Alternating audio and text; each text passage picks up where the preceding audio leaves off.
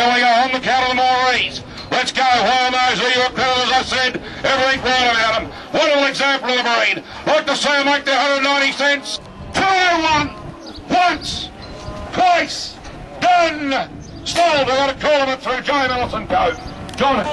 Day 3 of the Hamilton weaner sales was conducted on Wednesday. Craig Purcell joins me, independent agent sale. Craig, probably hard to categorise this sale here today. The biggest spread of prices, but the top price too at the same time. Top price was unbelievable, wasn't it? Really, $2.01, I think. $2.04. Yeah, $2.04 for some weight in those calves too. The top end calves is coming in at 385 or 6 kilos, making over $2. I think that was a bit unexpected for some people after the black sale the other day. Yeah. But as you said before, the specialist cattle and the blokes that are repeat buyers buying those top end calves. Yeah.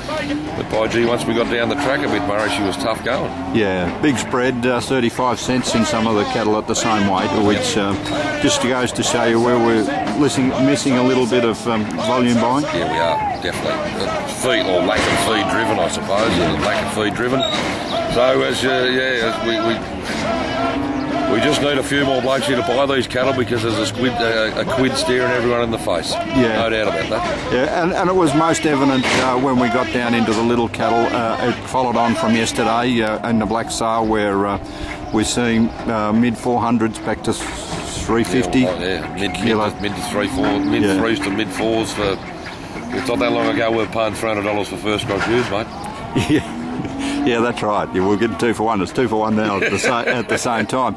On a wonderful yarding of cattle, this would you did say in your intro this was as good as yarding you stood over. I had someone say to me that this is the best that he's ever seen in Australia. So really, yes, yeah. Well, certainly I've only been in the job 25 years, but the best I've ever stood over for sure. Yeah, an outstanding yarding of Hereford and Harrow and Simi cattle. Yeah. Now, making the comparison to the EU, the EU would have widened up a little bit today. The nons and the halves. Yeah, they did.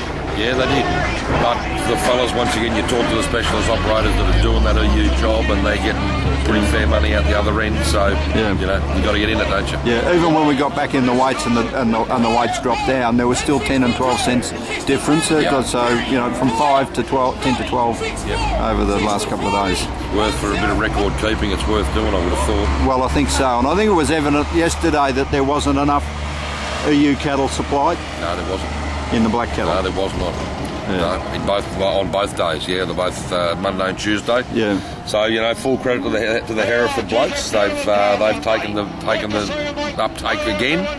There's been a few things thrown at them in my 20 odd years here, mate. It's been soft or concrete floors to soft floors and dehorning and card information and all the rest of the things that have been thrown at them, and every time they've grabbed it and they've done it and they've dealt with it, and EU put itself up quite a few years ago, and even the ones that hadn't, they've realised now that they have to, and the weaning and so on and so forth. And they got rewarded for the blokes that did that, I reckon.